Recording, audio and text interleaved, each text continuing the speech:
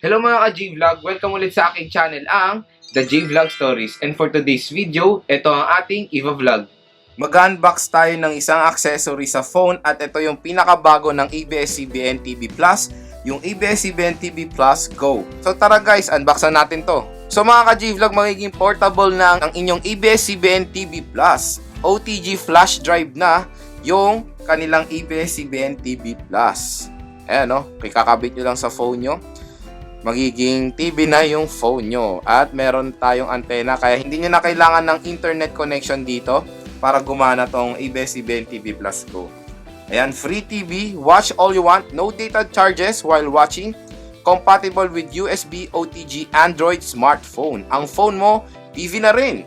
So yun yung sinabi dito, sinabi ko lang.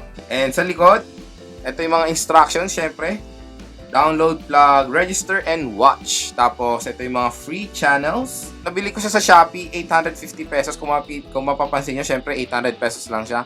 Plus shipping fee, kaya 850 pesos siya. Unboxan natin to. Yan. Oops. Yan. Napakaliit niya lang, guys. Kasukat niya lang talaga ang flash drive. Ito yung antena niya. Kakabit nyo lang dito. And meron tayong parang tali para hindi mawala yung antena. Ayan, nakabit ko na siya. So, i-download na natin yung app na ABS-CBN TV Plus Go sa phone natin. Yun guys, bago ma-operate tong ABS-CBN TV Plus Go, i-download nyo sa Google Play Store yung ABS-CBN TV Plus Go app. Na-download na natin yung ABS-CBN TV Plus. So, open na natin siya. Allow access. Salpak na natin siguro. Wait lang. Tingnan muna natin yung sasabihin dito. Siguro yung nakakabit ng yung maayos ang antena. Mag-register para sa maraming channels. So, mamaya na yan. Mag-connect sa internet para ma-refresh ang app. So, naghanap na siya ng channels. So, kinaganda na guys sa technology ngayon. Biruin nyo, portable na ang TV Plus. Pwede nyo nang gawing instant TV yung inyong mga smartphone. Grabe, di ba? Dati, kailangan nyo ng malaking antena tas TV talaga para makanood. Pero ngayon, sa cellphone na lang, makakanood na kayo. Ang liit-liit na ngayon ng nung receiver. Di ba?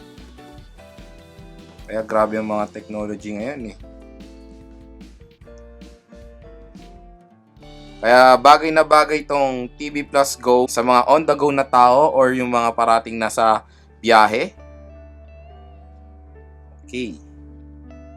So, meron na tayong mga channels. So, guys, pwede nyo pala extend yung antena niya kung mapapansin nyo. Ayan.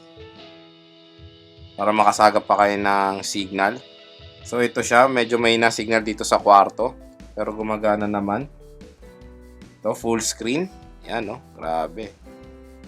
Napakalinaw niya. Walang internet connection tong required. Ito yung mga channel niya. Sports and action. Medyo mabagal siya mag-scan kasi nga mahina signal dito sa kwarto. Ito siya. Ito yung mga nakuha niya. KBO. Register ko yung GMA. Ito tayong GMA. Ayan. Pwede yung GMA guys. GMA News TV.